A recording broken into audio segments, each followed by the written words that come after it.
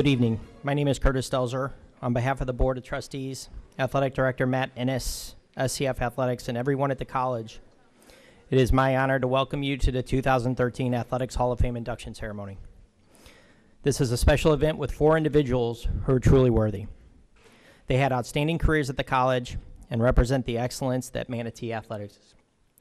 To be honored by your school, especially a school with such a rich tradition, is something special.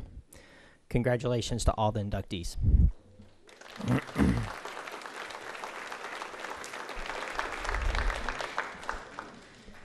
So, if you have listened to the broadcast, you're one of 3, okay? But we're trying to grow it. It's our 2nd year. I'm quote-unquote the voice of the Manatees. Once again, Curtis Stelzer. So I think we could all watch Matt Ennis tonight. He is going to sweat all night. He's like, what's he going to say next? Okay? He will lose so much weight, Julie, you won't recognize him at the end. Okay? Because if you haven't heard, I have him on. Yeah, he's just a little nervous every time I get behind the microphone. So good for him. All right? All right, so it is great to see so many Hall of Fame members in attendance tonight, and I've met a lot of them, which has just been an honor.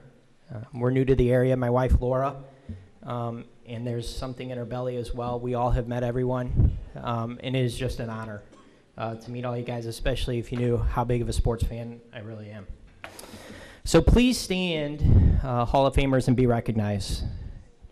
Dr. Stephen Korchek.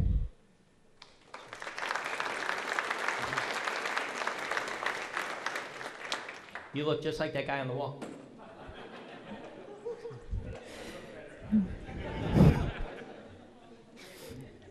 Mr. George Sanders.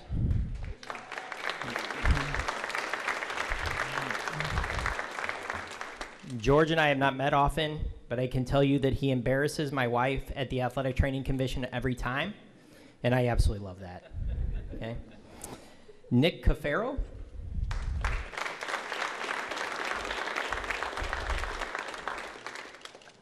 Pat Osborne.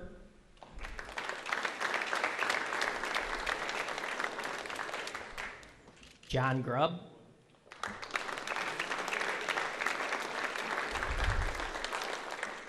And last but not least, Kelty Odell.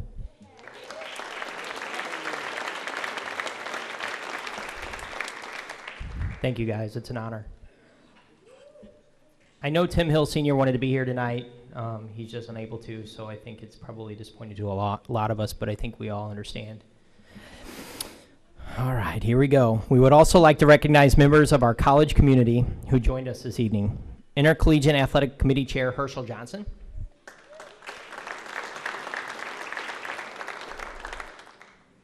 Dr. Donald Bowman, Vice President, Education and Student Services.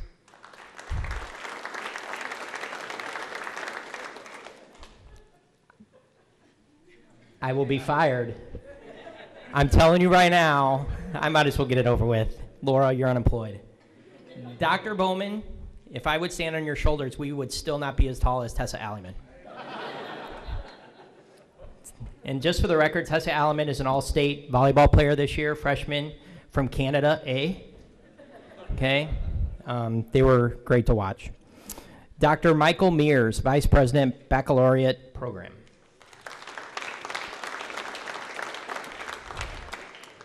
Dr. Carol Probsfield, the Interim President of FCF and Vice President of Business and Administrative Services. Do you want to add another title while you're here? Mrs. Lori Moran, Board of Trustees member.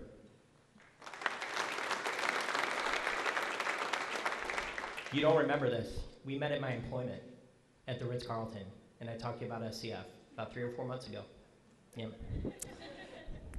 I make that impression.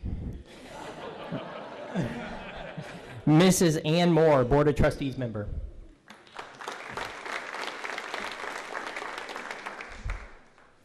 Now it's my pleasure to welcome to the stage Dr. Donald Bowman.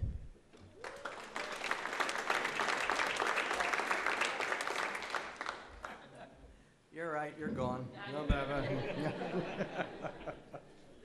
Well, good evening, welcome. On behalf of the entire college community, it is such a joy to welcome all of you here this evening. I'm Don Bowman, Vice President of Educational and Student Services. What that really means in transferring what I do, when I came here, George Sanders and now Matt says, I work for and I report to intercollegiate athletics. I've accepted that.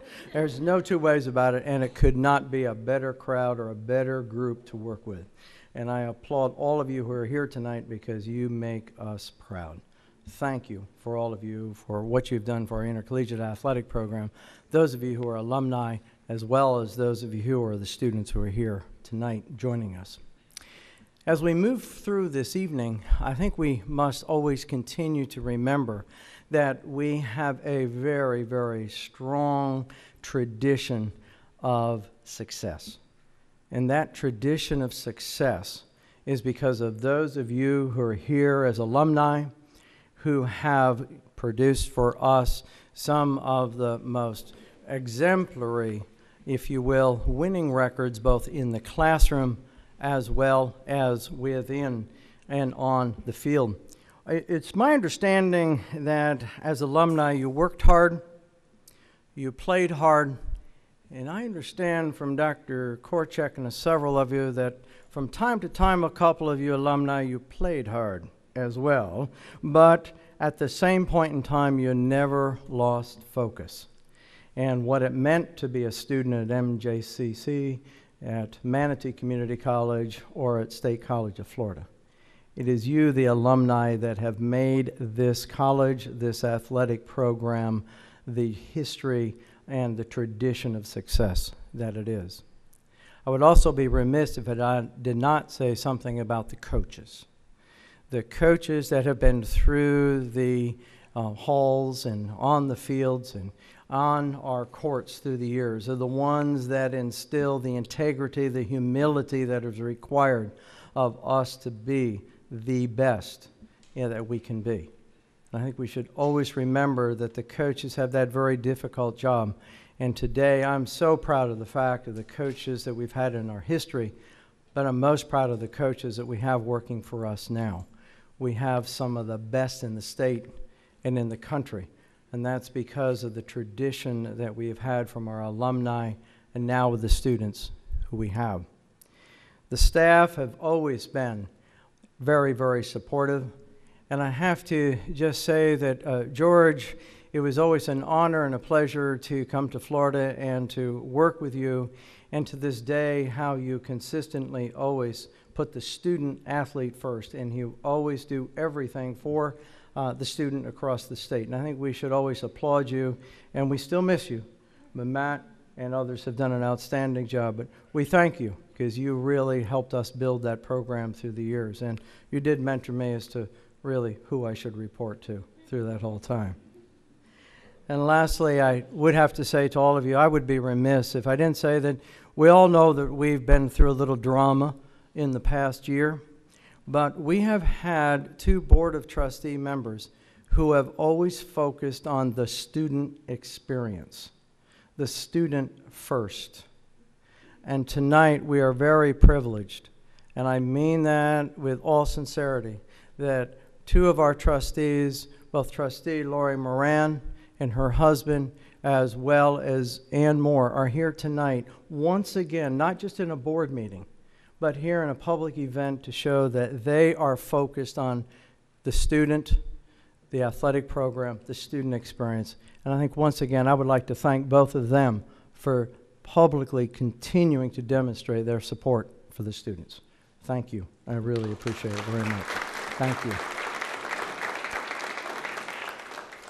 As we move forward tonight, it's an exciting time for us to continue to celebrate all of the accomplishments. Those of you who are being inducted tonight into the Hall of Fame are so deserving, and we welcome the years to come when those can follow in your footsteps and role modeling what you have done. We thank you for all being with us tonight. It's a very special evening for students who are here and knowing who and what you can do in the future. These are your role models, and we hope that you'll be our role models in the future. Welcome, and thank you. Have a good evening. Thank you.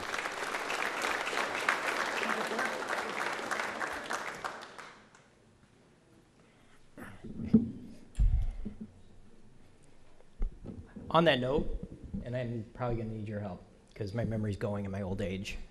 Brock Erickson, are you here? Can you stand up, please? I got plenty to say about you. Okay, and Matt can back me up on this. Everybody has been unbelievable in grades in all of the athletics, but it's the first time in a long time that everyone is eligible for the basketball team going in the spring semester in a long time. Is that correct?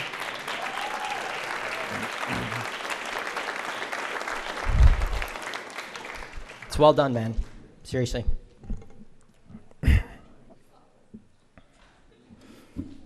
Okay. Here we go. Matt Innes, athletic director. We'll get into him in a second. So my wife gets this job. Literally, we're on vacation 2 years ago. He's going to walk away. You think he's sweating now? You wait till this gets started. 2 years ago, we're on vacation. My brother is a doorman at the Ritz here. My parents are an hour south. And we are living in San Francisco. We'd only been there 10 months. And she gets a call about 3 weeks before we move out, or, before we're coming out for vacation, and call, interview, and I'm like, well, that's awesome. It went well. I got family. And so they end up interviewing her while we're on vacation here, and they offer her the job the next day. Oh, awesome. I'm in heaven because I love the area. Get to see my brother. Anyway, so we move out. She fails to tell me, and I'm from St. Louis, let's preface that Matt is a Cub fan. So her boss is a Cub fan. This doesn't work. First thing I find out when we get here, I'm like, you knew to tell me that after you accepted the job, didn't you, right? So after about a week, and she's nervous introducing me to him. He's on the phone, and they're kind of outside all talking about something with the school, and she's like, come out and meet everybody, and so I did. He's on the phone, and they're still talking. So Matt gets off the phone, and he's walking up, and she's like, I want you to meet my boss, Matt Innes. And I said, I'm sorry, I don't shake Cub fans' hands. So that was the beginning of our relationship. So, all right, next. He has said numerous times in this, we've been going over this for about a month, that this is the best event he does at SCF. There is no close second. This is coming from a gentleman that has a baseball team that's going to about their 94th consecutive state tournament this year. They have a basketball team that's 6-4 after going about 8 and whatever last year. 16-4. I thought that's what I said. I don't pronunciate it well. I'm sorry. Okay. You have a softball team that went to the national tournament last year. You have a tennis team that's been in existence a full 2 years, and they went to the national tournament 2 years in a row and won second last year. And a volleyball team that was ranked in the top 15. So you have a lot to say. That's pretty darn good, man. So without any further ado, I'd like to introduce you to Athletic Director SCF, Matt Innes.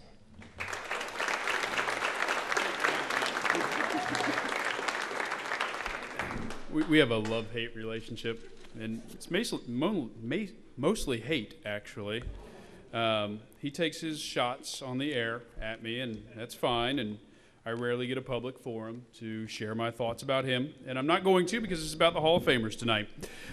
So I'll pass on that. I want to thank everybody for being here, first and foremost. What he said is true. I think I would take it a step further that actually graduation trumps this because that's the culmination of what these young people are here to do. But this event is just amazing to me, and this room that's full really shares that, how impressive it really is. And I hope that as we go through the evening, you'll see that the lessons that have been learned over the years and the impact that was made goes so far beyond a degree or a baseball game or a softball game or a basketball game. They're life lessons that these coaches were able to share with folks. I mean, it's about dedication, it's about commitment, perseverance, hard work. That's the Hall of Fame. That's what all those amazing traits that make these folks successful. You can go on and list 1,000 of them. Quite frankly, it's a celebration of our rich tradition. And I think we'll see that tonight, and we've heard about that, that's what we're really here to do, is celebrate the amazing people that did some incredible things for this institution. They gave of themselves for something that was beyond them, and that speaks volumes. And it's our chance to celebrate them. I love this evening for that reason. The recipients, and this is in your program, some of this, I think it's impressive because they can be nominated throughout the year. And many times they're nominated, can be nominated by anybody, but many times they're nominated by their coaches, their former coaches, by their teammates. And the things that those people have to say about these individuals just are awesome. And you'll hear some of those things tonight. Then it goes into a committee, and it's not just a committee of coaches and such. This is a diverse committee with faculty members on it, staff members, and they vote on who our Hall of Fame inductees are going to be. So it's a true appreciation for who the individuals are. I think that takes place. And I think that's what makes it, in part, what makes it such a special night. I feel awkward because this is the first time we've done this without Coach Hill or Coach Wynn with us, and there's definitely something missing in the room. We knew that Coach Wynn would not be able to be with us today, and so I wanted to quote him from what he said last year, because it really spoke volumes and to who we are and what this college is. So if you excuse my reading, Coach, he said it with his southern drawl that I don't have and I won't try to, and he was much more eloquent than I'll ever be. He said, "A rose by any other name is still a rose. That's the way I feel about this college. This college by any name, yesterday, today, and forevermore. This college is a rose and will always be a rose." And boy, that spoke volumes. And I've thought about it for quite a while, and the common thread is the tradition. That's the common thread. The winning, the graduates, the championships, the coaches that teach lessons far beyond the field and the court. It's simply put a tradition of excellence. And as the grandfather of the program, I'm sure Coach Wynn is proud at what he sees. And I know I'm honored to have the privilege to serve in this capacity. The other thing I was thinking about with the Hall of Fame was how do you define it? What is it? Because tonight is special in that we have some of our current student athletes here with so many of you that have had the opportunity to serve in their role. And I heard a song lyric, and it is, "I know who goes before me, and I know who stands behind," and the light bulb went on. That's what we're talking about, this tradition. The Hall of Famers have set the standard. They've set the bar. And so for our current student athletes, it's here. We're talking about what is the expectation. And they have done a tremendous job stepping up. If at any point we start to sway away from that, we can look back at our tremendous past and to help guide us where we need to go. So I think this is one of the most special evenings that we have on campus, and I'm glad you all are here, and I hope you enjoy it, and look forward to many more of these. Thank you.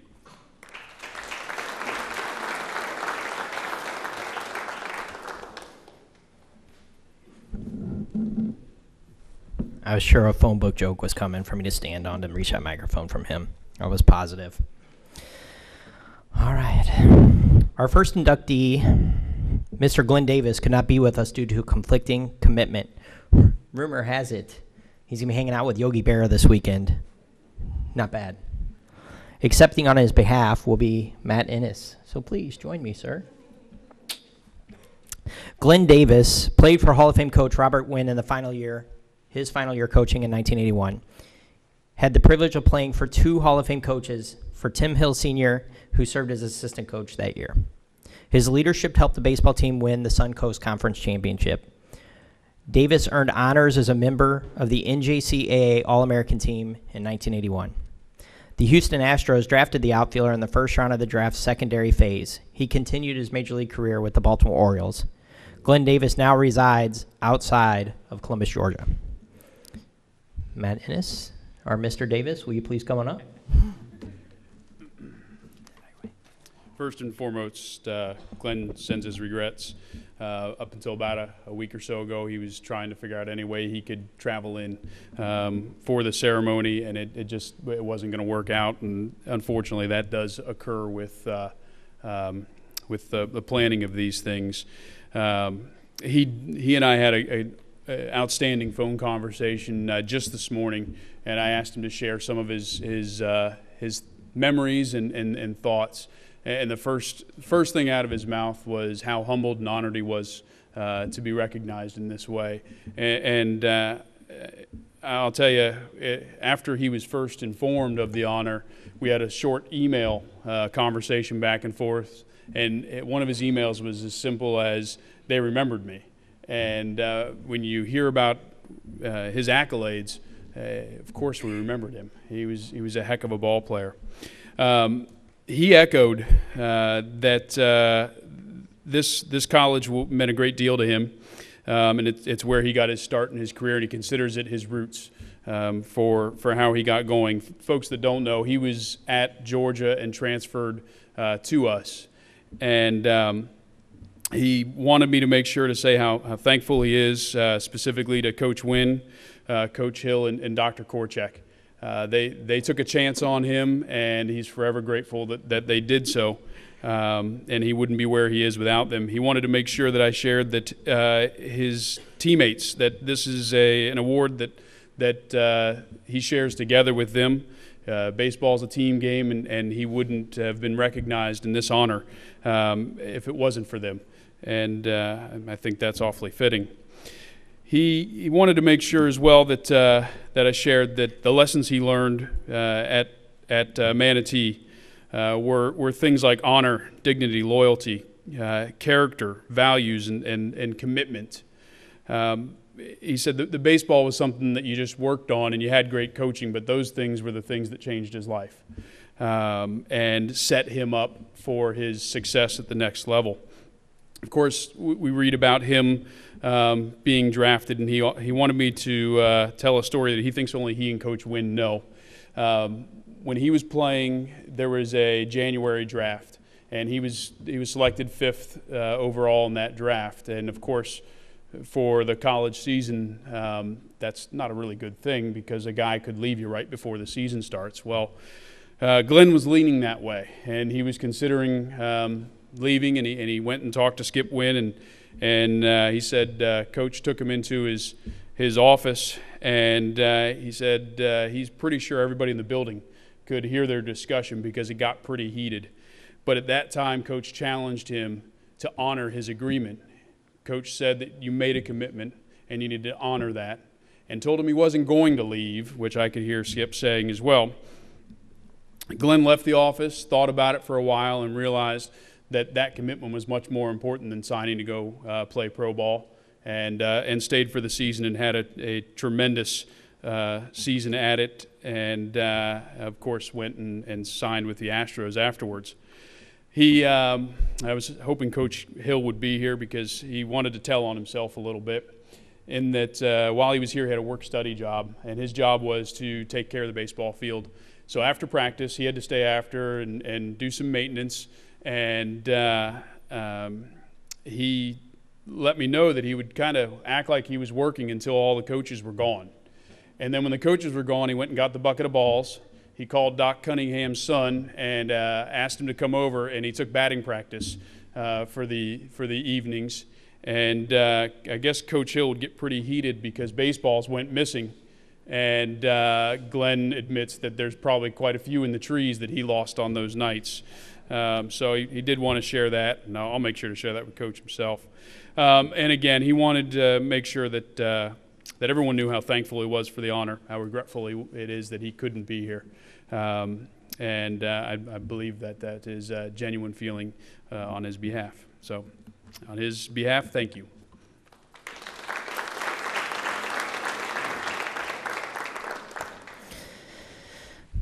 On that note, I kind of agree with a lot of what he said.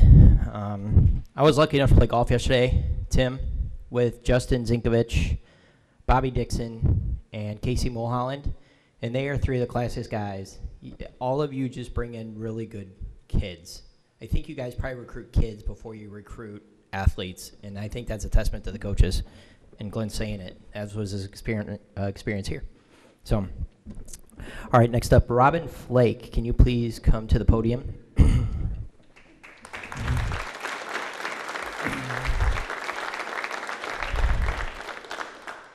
If you get bored during this, you just tap me and I'll let you have the microphone. Okay? It won't be long. It will. It will. And just for the record, no one understands. Baseball is my love. So I already told Matt, if I go on too long about these guys, it's just so cool to be here doing this. So Robin played for Hall of Fame coach Robert C. Wynn from 1968-69. Flake helped the baseball team win Suncoast Conference championships and state championships in 68-69. The pitcher earned All-American honors in 1968. He finished his career at SCF holding 6 pitching records that we can remember. Yeah, that's right, 6.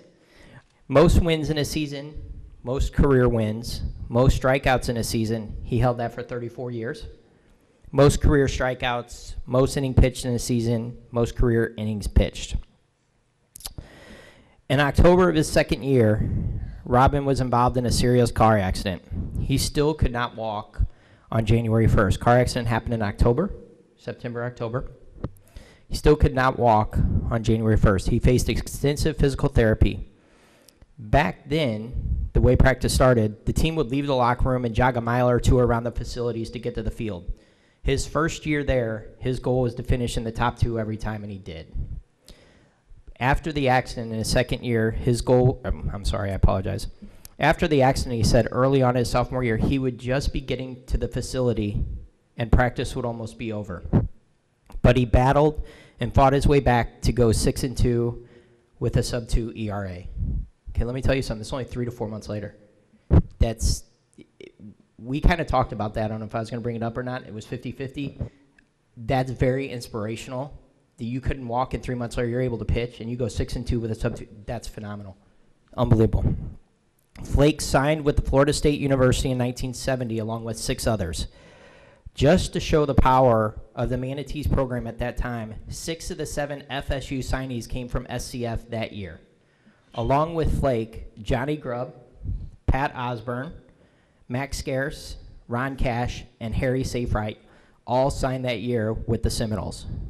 Grubb, Osborne, Scarce, and now Flake are all in the SCF Hall of Fame. And just for the record, that 1970 Florida State team finished runner-up at the College World Series. It's like the easiest job if you're a Florida State head coach. Seriously? Here, I'll come to campus. I'll take you. Oh, yeah, you can come. He takes 6. Oh, yeah, it's that easy.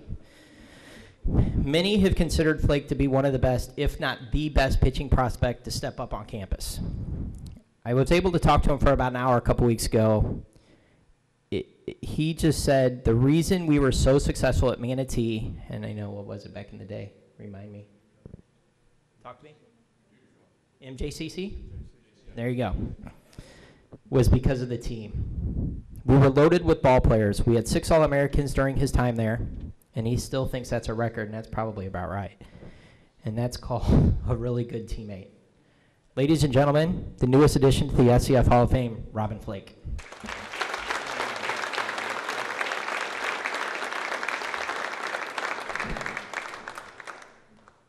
Well, I've got orders to keep this short, so. Curtis, that was very kind, and this is quite an honor. After 45 years, to get this honor is really something. Quite frankly, when this started, I received a phone call from Matt. I was out, and I think we were both out, and the message was on our answering machine. And my wife, I didn't listen to it because generally the phone calls that come into the phone at the house is not for me; it's for her. So she said somebody from SCF is called Manatee, and quite frankly, I was a little concerned. I thought maybe my parking tickets from 45 years ago kind of caught up to me. So I'm both relieved and honored for this for tonight. I'm honored to receive this award and relieved that you haven't found my parking tickets yet. So, my time, how we came to FSU. I mean, how we came to Manatee or SCF is I had a guy that I played ball with in summer ball and played against him in high school, Stan Bell. And he was an All-American here as well before me. And we played together in the summer. And apparently he and his dad and our coach thought I played well enough that I might have a shot to play here. And my thinking was if Stan was going to could play here. Played here, it was good enough for me to play here. You look at Stan, and he was like 6'2", 195. If it said pitcher in the encyclopedia, it has his picture by it because he was the picture of a pitcher. Unfortunately, we lost him in a car accident just a few years after that, right after he had been called up to the majors. But getting back to our situation here, we had, as Curtis said, we had 6 All-Americans that I played with, including David. Which you'll hear from later, and we had David Moats in center. We had Johnny Grubb in right, and with those two, you don't need a left fielder. I mean, it was hard. It was hard to get a fly ball to hit the ground out there. I mean, if it stayed in the park, it was caught, and so you could pitch with a lot of confidence out there.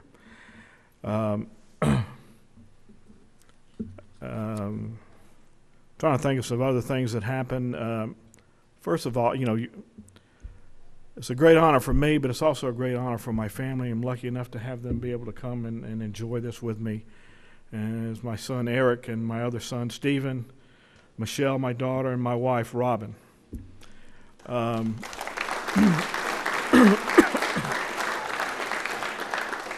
notice I did say Robin, so we're both Robin and Robin, in case you didn't get that. There's a little story that goes along with that, and I don't know if Johnny remembers this, but when he was playing with the San Diego Padres pretty early in his career, he was coming into Atlanta to play the Braves, and we live in Marietta, and so we touched base, and we were supposed to get together that evening, after the ball game and go out and get something to eat. Well, he comes into town and he calls our apartment, and my wife used to like to have a lot of fun with this. And so he calls and says, can I speak to Robin? And she says, speaking, and he hangs up. Calls back, can I speak to Robin Flake? Speaking, hangs up again. Now, I met my wife at Florida State. So he calls back again and says, may I speak to Robin Flake that went to Florida State? Speaking, hangs up again.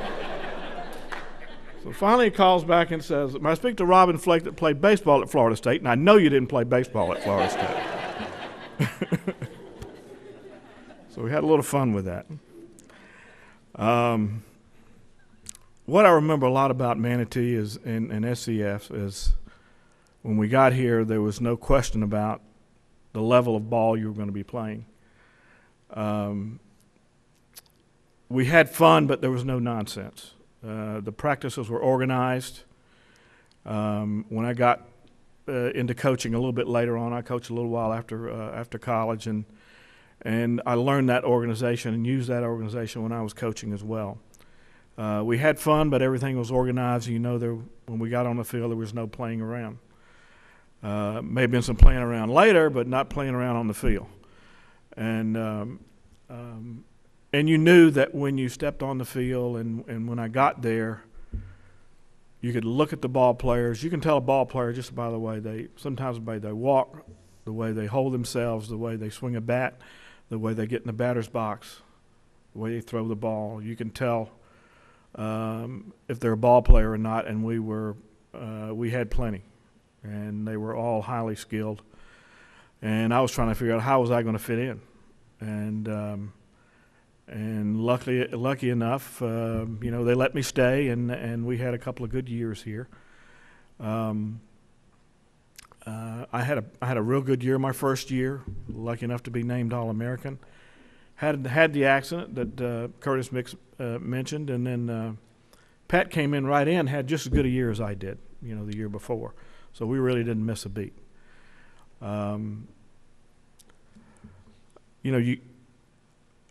As you get older, you think of a lot of things that has happened to you over your life, and for me, I still consider myself an athlete, a short athlete, but an athlete. I remember my father told me early on, there's always going to be somebody stronger, throw the ball harder, going to be taller than you, but there's no excuse for not hustling. Doesn't take any talent to hustle, and make sure that you give everything you have when you're out here. Now, what he didn't tell me is that I was always going to be the shortest guy out there. He didn't tell me that. But it didn't matter because the baseball didn't know how short I was. So the baseball did what I asked it to do most of the time. As I said, you go through your life, you think about things that have happened to you, and oftentimes your mind goes back to baseball, and whenever I think of baseball, I think of Manatee and SCF, because that's sort of the ground roots. Of course I played before I got here. You had to be pretty good in order to get to play here, but that's when I knew that baseball was baseball when I got here. And you got more training here, you got better coaching here than you got it at the next level at Florida State. And the basics that we learned here, we kept those our whole life. And when I say basics, I mean basics. When Coach Wynn had the first meeting in the fall, when we go through, start with basics, he said, "This is a baseball," and that's how he started it off. And so I knew from there we were going to go back to square one and learn everything the right way. And we did, whether it was base running or bunting. Coach Raymer was bunting. That's all we did was bunt. So, but we had a great time. And it kind of, it reminds me of a quote that a famous author once said. He said, "You spend most of your life gripping a baseball, and in the end you find out it's always been the other way around."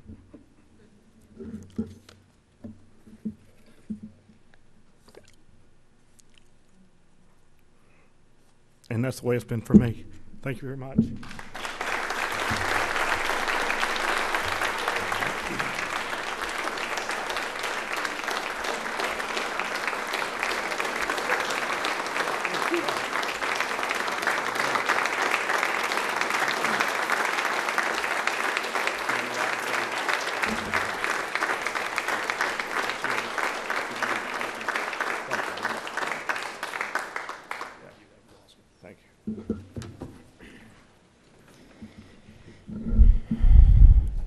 Two quick things. Robin, there's no crying. Because if you have not heard a broadcast, when I get Meredith Headings up here, I'm going to need a box of Kleenex. Okay? Real quick, one other thing. I've tried for a week to get some type of dirt on Robin Flake, and I'm not talking baseball. I'm like, give me the good stuff. No one. I'm not done. If I would have met Johnny Grubb before this started, I have a feeling I would have had something. Okay? I met Pat Osborne last night, and the worst dirt he can give me is he's the most driven guy in anything he does. On the field, insurance, he doesn't go 99.9, he goes 100%. So that is a testament to you, sir. Done. All right, so for our next nominee, I would like to invite Dr. Carol Probstfeld, to the stage, please.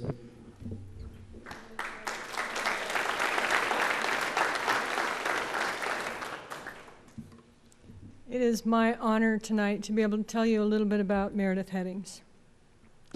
I'm going to start out talking about some of her statistics and some of the things that she's been able to accomplish in her athletic career, but at the end I'd like to take a moment and tell you a little bit about who she is. When Meredith came to the college as a freshman in 2000, she hit .414 and 10 home runs in that first year. Her second year, .426 and 13 homers. She holds the career record, 23 home runs. She's credited with hitting the first home run in our SCF softball field.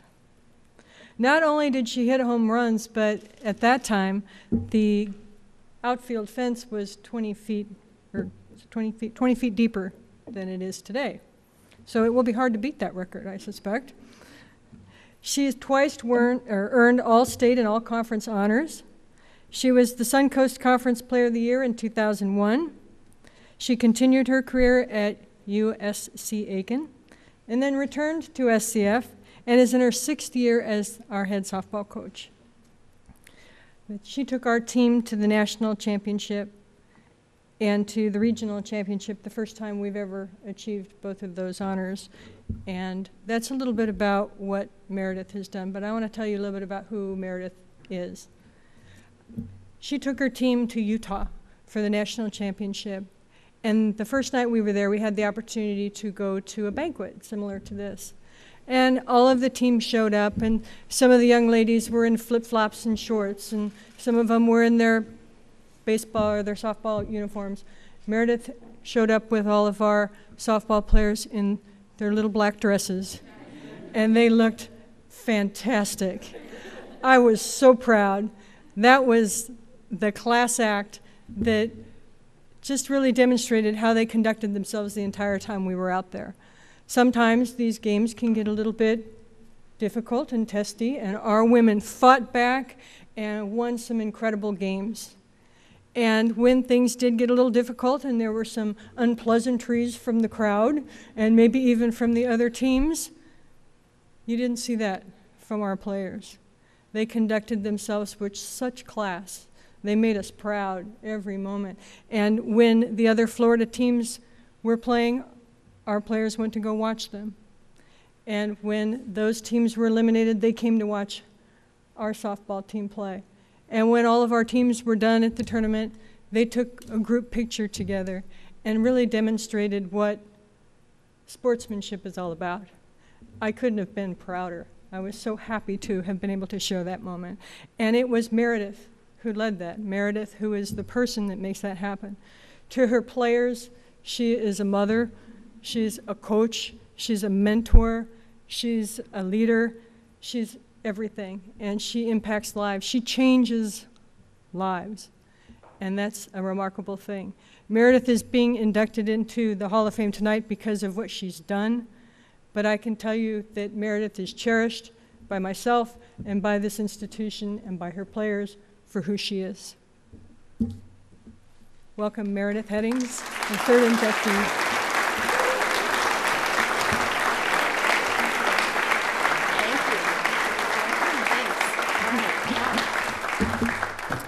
Thank you very much. It feels a little weird going third because when I was here, I was always fourth in the lineup. But first of all, I want to thank the Hall of Fame committee for choosing me to the 2013 class. To be recognized and remembered for what you did as a player is such an honor, so I really appreciate that.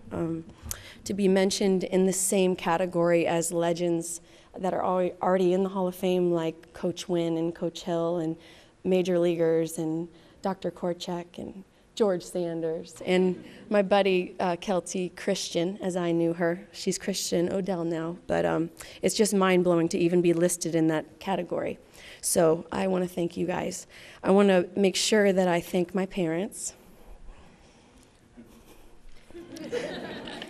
my grandparents, my friends, and all of my family that's here tonight, yet again supporting me and loving me like you've always done. Curtis was right about the Kleenex.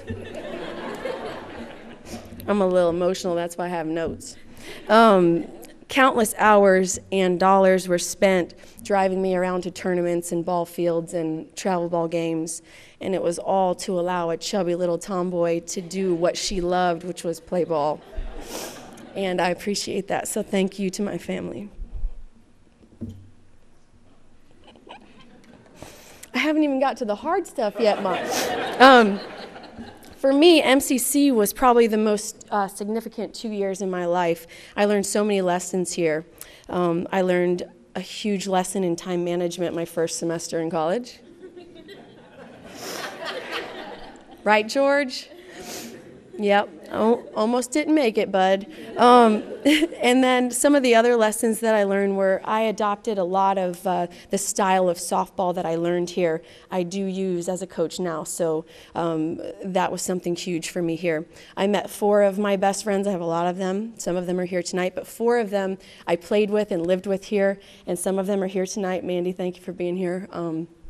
We all moved back to the area because it meant something to be here. So thank you for that. So that was a significant part of my life. And something else that I learned during my time at MCC is that my lifelong goal of becoming a chiropractor wasn't going to happen because I couldn't pass community college mathematics. And I tried 2 and 3 times. So I learned that while I was here. Another thing that I learned while I was here was that I never, ever, ever wanted to stop being around the game that I love. A quick thing about MCC, it had that it factor. I returned here to be a coach because of that it factor, being around friends and relationships and that field and the place and the people and the game. That it factor, it's addicting, and it's why I'm back here now. A quick story, Kelty Christian, she was the first Hall of Famer to go in for softball. We played together at Manatee High, go Canes go. She was 2 years older than me, so we played together in high school, but I didn't have the honor of playing with her here. So she's the baddest pitcher to ever come out of this area, and I'll argue anybody that no one out of this area will ever be what Kelty Christian was as a pitcher. And I could hit a little bit, so I wish I could stand up here tonight in front of this crowd and tell you that I got hits off of Kelty Christian Odell, but I cannot. And that's because for 2 years in high school, every time I faced her in practice, she hit me. And Kelty, I don't know if you remember that, dear, but I do.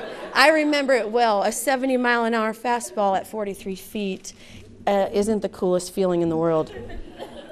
So another person I want to talk about is my dad. We lost my dad a couple years ago. So he was a 3-sport star. He was a coach. He was a teacher. He was a mentor. And he taught me almost everything that I know about the sport.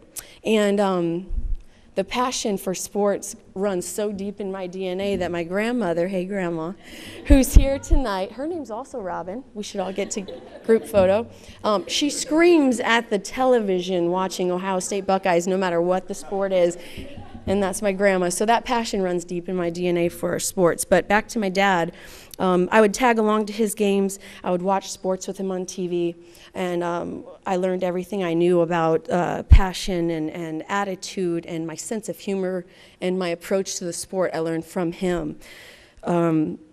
He would put buckets in the backyard that I'd have to pitch into or throw into, and we'd spend time doing that all the time. And then he had this tire that I'd have to hit and to increase my speed and my strength and my follow-through explosion. And Ray actually coached me when I was little with my dad, so I appreciate you being here. And he just had the best attitude about things. And I remember the first time he made me hit this tire in the backyard, I was like, Dad, it hurts when I hit it like this. And he had this corny, perfect sense of humor. He's like, well, don't hit it like this then. So it was great. And the funny part is one of his famous sayings also has to do with the tire is, and it just illustrates his attitude towards things. If you have a flat tire, you can yell, you can cuss, you can scream, you can kick the car, but you still have a flat tire. And I think that has helped shape who I was as a player and who I am today as a coach, to approach things with the right attitude and the right effort and the right sense of humor to keep things light. So attitude and effort were everything to him. And so with that being said, I'd like to address some of the SCF athletes that are here tonight about attitude and effort. I had no idea when I was here that what I was doing was enough to set a record, to set a bar, or to let alone be enough to be inducted into a Hall of Fame. Okay? So with attitude and effort, the great thing about it is it's two things. It's like the only two things that you can control in your sport is attitude and effort. And 2, 3, 4 hours are going to pass in an evening. So whether you're at practice or at a game, those hours are going to pass, and my softball girls are nodding because they've heard this before. So 9, 10 o'clock is going to come, but what you can control is what you contributed that entire evening. So you might as well give it 1,000%, because 1,000% can get you to be, number one, a winner, which is way better than being a loser. And that 1,000% might be enough to set a record, set the bar, or to maybe one day be in a Hall of Fame like this, which is such an honor. So I want to just reiterate how humbled I am, how honored I am, and how thankful I am. So thank you guys so much, and I really appreciate you guys spending this evening here with us tonight. So thank you.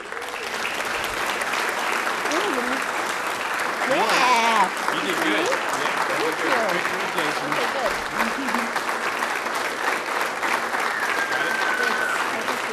Come here, Oh, come good. here. You? All right.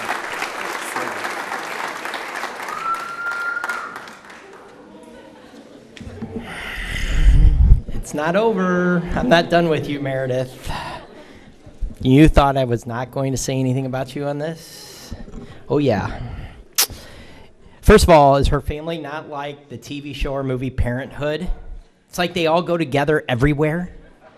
All right? And it's awesome. I haven't met everyone, but when I do, they're like, I'm like their son, or, well, I'm too old for that.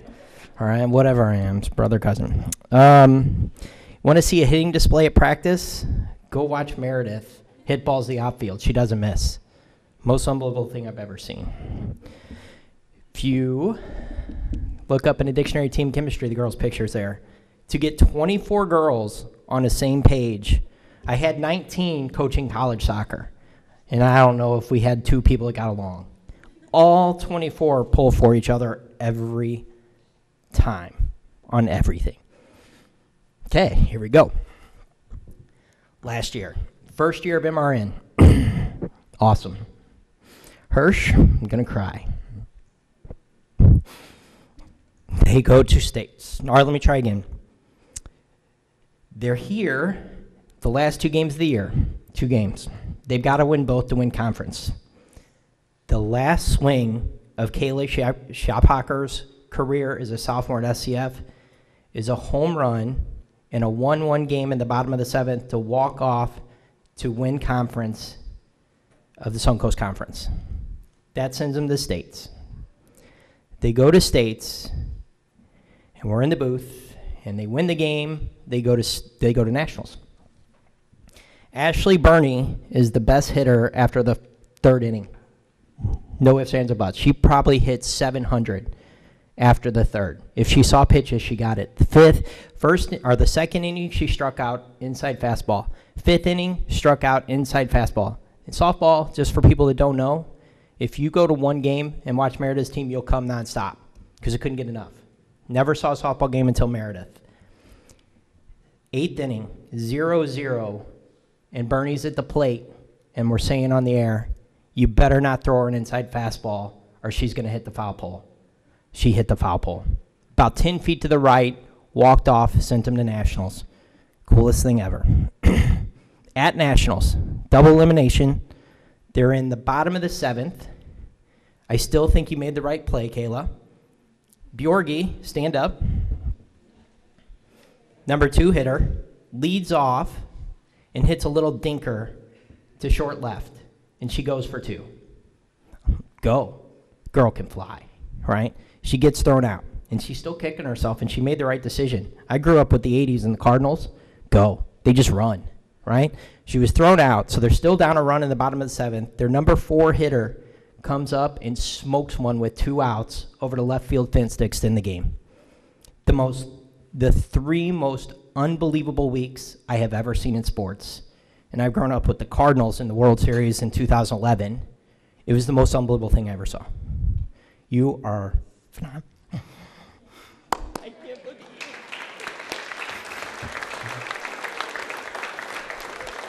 at you. I can't look at her. I need to get my breath. All right. I will mess this up the whole time. His first name's Coach. It's not David, so just bear with me. David Moats, will you please come to the stage?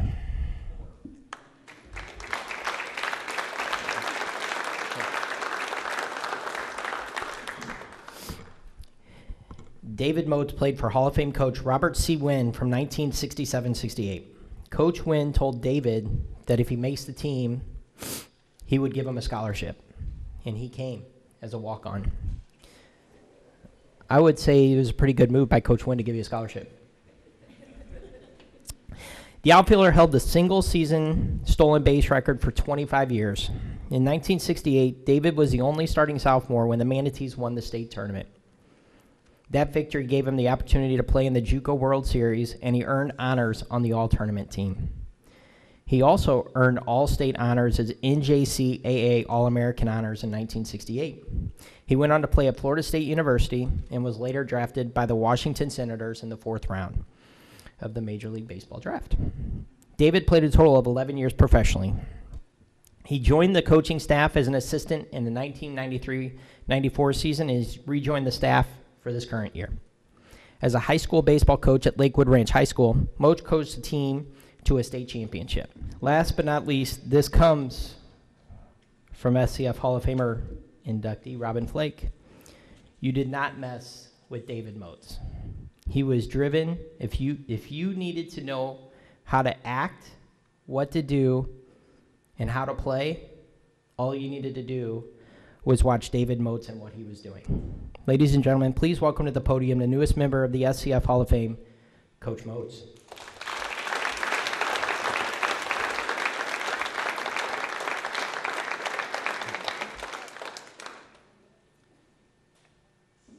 Like the folks before me and the folks that I was able to listen to last year, I'm very honored for this selection and for this opportunity. I would like to thank the trustees, the faculty, the staff, the committee, but most of all, I'd like to thank my entire family. Would you stand up? I think there's more.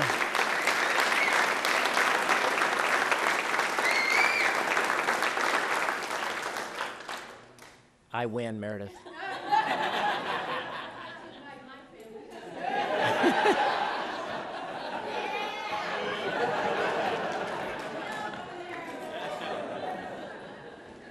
I didn't know we were supposed to be on both sides. Anyway, thank you very much. I appreciate that the opportunity and everything else. As Curtis said, I came down here as a redneck kid from Georgia who wanted an opportunity. The only scholarship offer I had coming out of high school and stuff was to play college basketball at Middle Georgia Community College. 5'9" white kid, no. Not going to happen. And even at that, they told me I would have to sit on the bench just to keep the scholarship and to go there. But I got an opportunity to come down here, and it worked out, and it worked out very well. But I think the thing that is key to me is that we have to look around and say a community, and we talk about a community, and it takes a community to raise and to do things and to change the lives of students and stuff. But when I first got here, people like Mrs. Reeder, and a lot of you folks won't know who Mrs. Reeder is. Mike probably does. I know Dr. Korchek does. But Mrs. Reeder made it available, made it so that I would have breakfast sometimes. Because as a freshman, and you guys can attest to this, sometimes you don't always have the money to purchase the food and stuff. And Mrs. Reeder always made sure that we had something to eat and something to take care of. Helen Rell, back then, it was no such thing as a dormitory. There's still no dormitories. George tried to do that for several years and stuff, and it just fell through. But we did not have those kinds of things. But Helen Rell let 4 of us sleep in the back of her house and took care of us, and she did some wonderful things and helped us from that standpoint. Bob Wynn took a chance. Things worked out. Tim Hill Sr. took a chance also because it was like 3 days. I can't remember the exact timing, but 3 days before school was going to start, and his assistant coach took a job in Mississippi, And I came here on an interim trial basis, basically as a, you know, if you're still here in 90 days, maybe we'll keep you type of thing. So that worked out very well, and things led on, and we went to World Series that particular year and stuff. So I've been very, very fortunate, but without all of those ideas and all of those things, all of this part of a community and being able to be a part of the community, the opportunity given to us by faculty and staff and by the leaders and stuff. Dr. Neal would come to every game to sit on what we called the Neal Hill off to the first base side of the field and stuff and sit under that big tree, and he was there.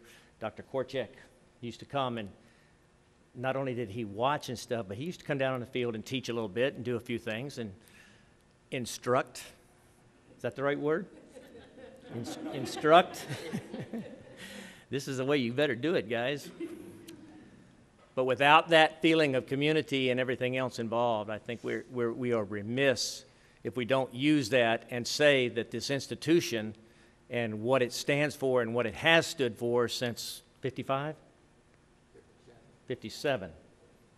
And then what happened after that and the building and stuff. For me, it's an honor also to be a part of the program in the respect that there are only 3 people in 55 years of baseball here. Only 3 people have ever been a part of this program as far as guiding it.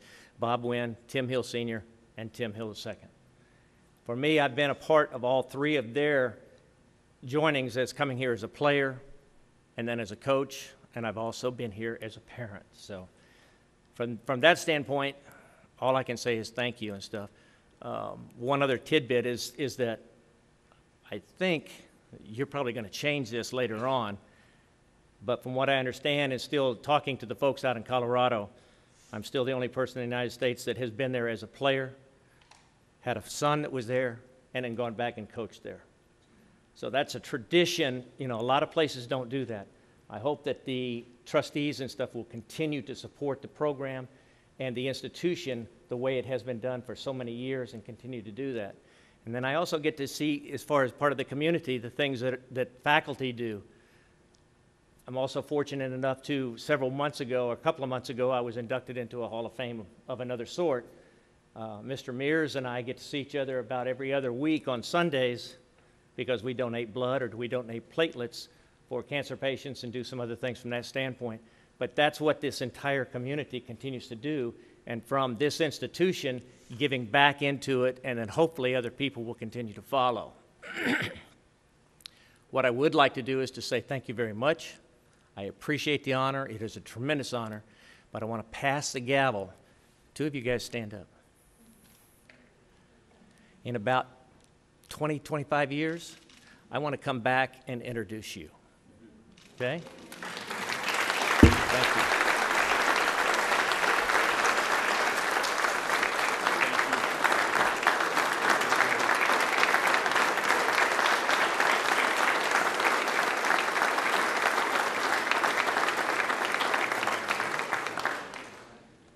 Also, I would like to finish with one other statement, one other thing. It's kind of a Paul Harvey deal. Now that you've heard the story, the only reason that this has all occurred is because my wife has allowed me to do it.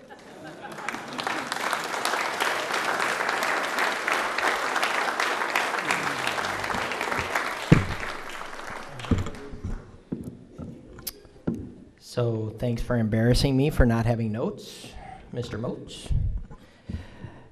So I had to do a quick interview with each of the Hall of Famers before this started, and I'm like, Coach Moats, tell me what was your favorite thing about SCF and your best memory. And he said, first day of class, I think it was accounting class. Is that what you told me? Economics. And he said, 2 seats in front of him, he met his wife. So, sure. Can we have the Hall of Famers stand, please? The newest inductees into the Hall of Fame. We would like to say congratulations.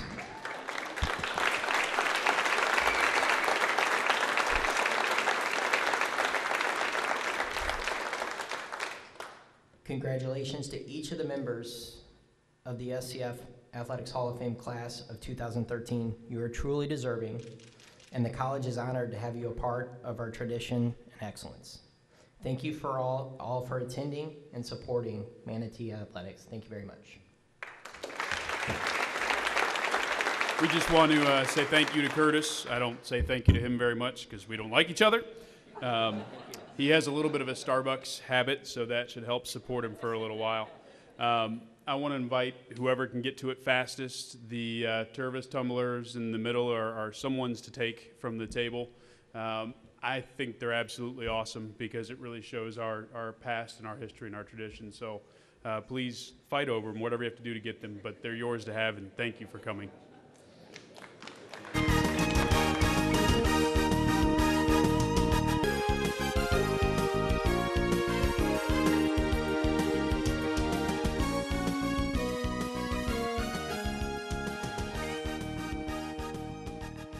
Well, there's so many.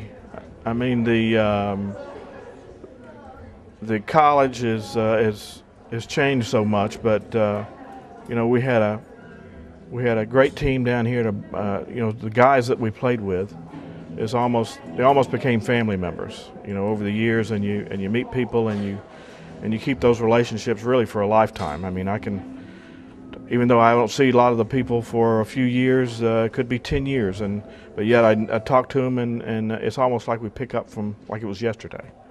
Well, we had Max Scarce, Pat Osborne, Harry Safewright, Ron Cash, Johnny Grubb, and well, Randy Gailey was another one, and I'm not sure. I think those are the people that I played with, and we had a couple of others that came up after that. Well, I think the year I finished, I think I had the best one-loss record or most wins in a season and career, most strikeouts in a season and career. I think innings pitched a season and career. And I'm not sure about any. You know, I think there was one or two others, but I'm not sure what those were. Well, you know, I wasn't pushed to Florida State, but Florida State was one of the places I wanted to go to when I left Manatee or SCF. And Coach Wynn, of course, played at Florida State. And you would think that he would sort of lean us in that direction, but he never did.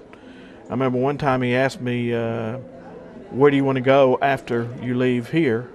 Because he said, you can go anywhere you want, which I thought was a nice compliment. And but it just seemed like we loved the state of Florida. We wanted to, you know, stay here in the state. A couple of people thought about University of Florida, but then everybody else was really talking about Florida State, and they said, well, you know, let's try to keep this group together as much as we can.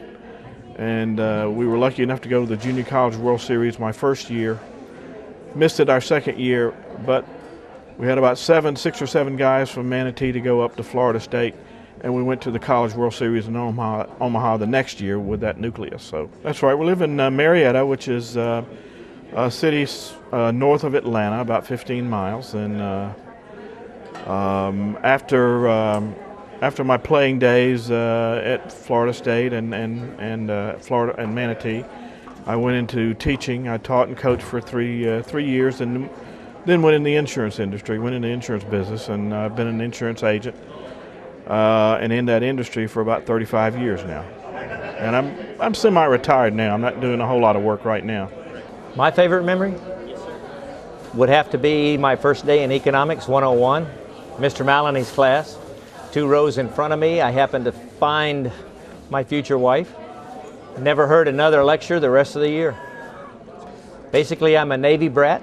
My father was in the Navy. We moved around a lot. We settled in Georgia, and I grew up in Georgia, played ball in Georgia, and essentially that's where I was spotted by Coach Wynn. He came up to see a tournament, see some other players, and gave me an opportunity to also leave Georgia and come down here. And you know, just a redneck kid from Georgia who wanted to play baseball, and Florida was a much better place to play than Georgia at that particular time.